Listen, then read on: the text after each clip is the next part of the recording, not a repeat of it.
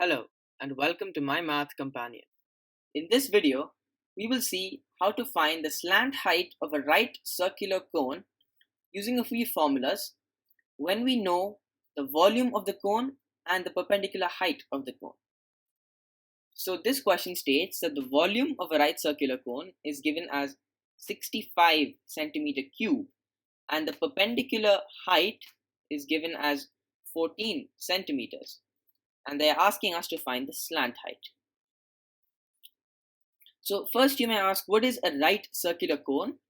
Well, it's a cone with a circle as its base and in which the height and the radius of the cone are perpendicular.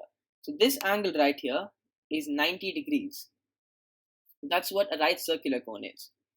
So there is a formula for the volume of a cone which states that V, the volume, is equal to pi r square h divided by 3, where r is the radius and h is the height. Now for this problem, we will consider L as the slant height, and the slant height is this distance over here.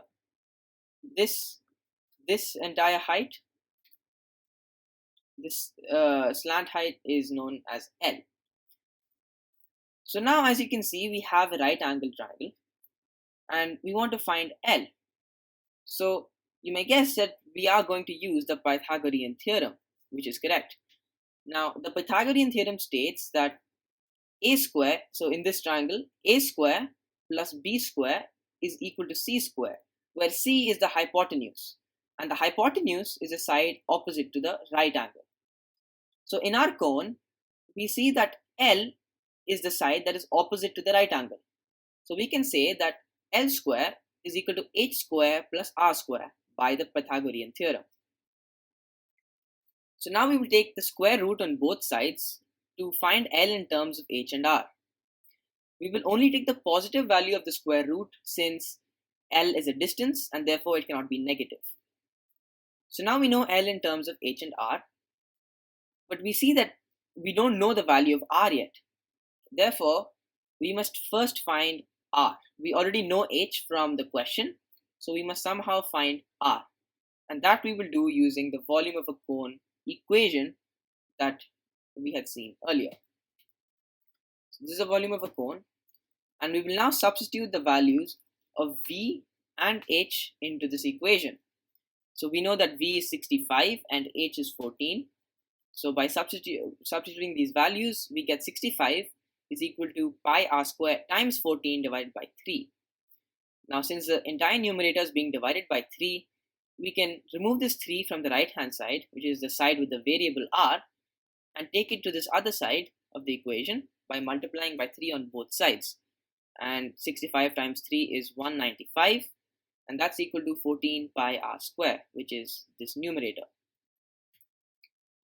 Now we will divide by 14 pi on both sides since we want r square on the right without any coefficients, as the only coefficient is 1. So we divide by 14 pi to get 195 by 14 pi is equal to 1 times r square, and now we have successfully isolated r square and brought its coefficient to 1. So now since we want to find r and not r square, we will take the square root on both sides of the equation since the opposite of squaring is taking the square root.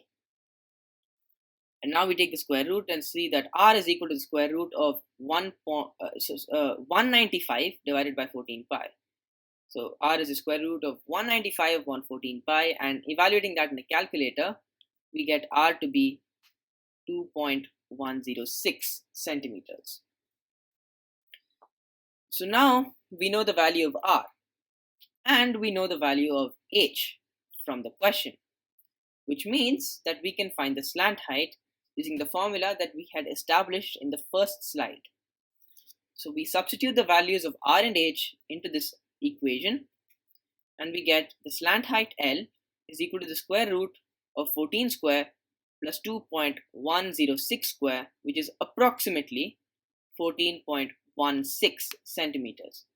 Again, note that these are only approximate values since the calculation of r involves pi, which is an irrational number, so we cannot get an exact value for r.